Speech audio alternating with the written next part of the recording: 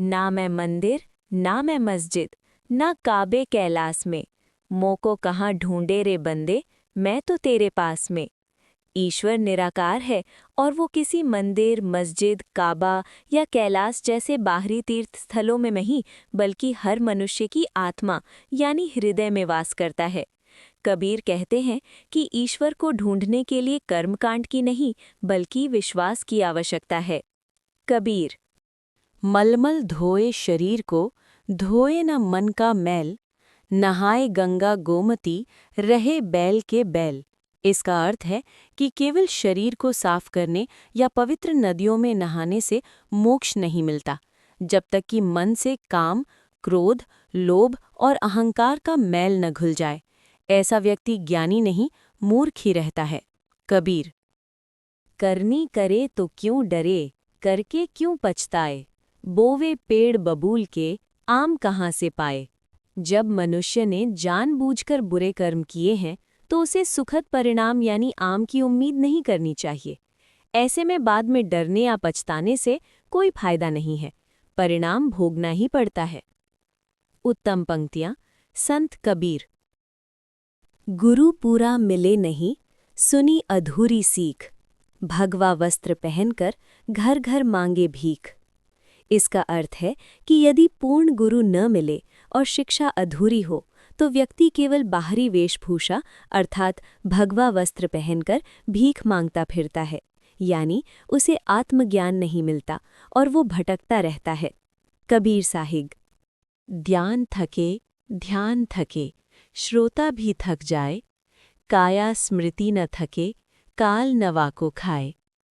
सांसारिक ज्ञान, ध्यान और सुनने वाले श्रोता थक सकते हैं, लेकिन शरीर के भीतर प्रभु की सच्ची स्मृति, सुमिरन कभी नहीं थकती। ऐसी अखंड स्मृति वाले को काल यानी मृत्यु भी नहीं खा सकता। कबीरदास।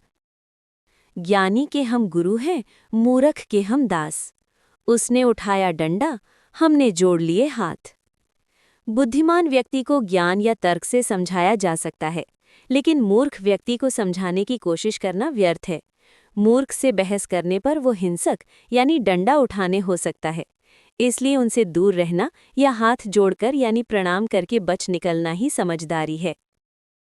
दया कौन पर कीजिए, का पर निर्दय होए। साईं के सब जीव हैं, कीरा कुंजर सोए। हमें किसी पर निर्दयी नहीं होना चाहिए, क्योंकि चींटी, कीरा कीरी से लेकर हाथी, कुंजर तक सभी जीव ईश्वर साईं की ही रचना है। सभी में प्राण समान है, इसलिए सब पर दया करें। संत कबीर। गुरु मूर्ति गति चंद्रमा, सेवक नैन चकोर। अष्ट पहर निरखत रहूं, सदा गुरु की ओर। गुरु का मुख चंद्रमा के समान शीतल और ज्ञानवान है, और शिष्य की आंखें चकोर पक्षी की तरह हैं, जो निरंतर गुरु को निहारती रहती हैं। शिष्य दिन रात आठों पहर पूरी श्रद्धा से गुरु की ओर ही ध्यान लगाए रहता है। कबीरदास। हिंदू कहे मोहि राम पियारा, मुस्लिम कहे रहमाना। आपस में दो लड़ी लड़ी मरे, मरम न कोऊ जाना। हिंदू राम को और मुस्लिम रहमान यानी अल्लाह को अपना मानते हुए आपस में लड़ते रहते हैं, लेकिन वे दोनों ईश्वर के वास्तविक रहस्य या मर्म को नहीं समझ पाते। कबीर जोर देकर कहते हैं कि ईश्वर एक ही है, जिसे मनुष्य अज्ञानता में अलग अलग नामों से बांटकर आपस में लड़ते मरते हैं। संत कबीर। मन मैला तन उजला, बगुला कपटी अंग। ताते सो कौआ भला, तन मन एक ही रंग। बाहर से पवित्र यानी उजला दिखने वाले लेकिन मन में कपट रखने वाले लोग बगुले के समान हैं।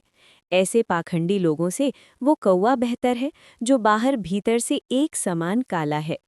कबीरदास जी ने कपटी और दोहरे चरित्र वाले लोगों की अपेक्षा सच्चे और पारदर्शी चरित्र वाले लोगों को श्रेष्ठ बताया है।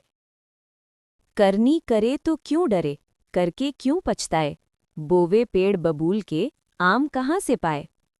जब मनुष्य ने जानबूझकर बुरे कर्म किए हैं तो उसे सुखद परिणाम की उम्मीद नहीं करनी चाहिए।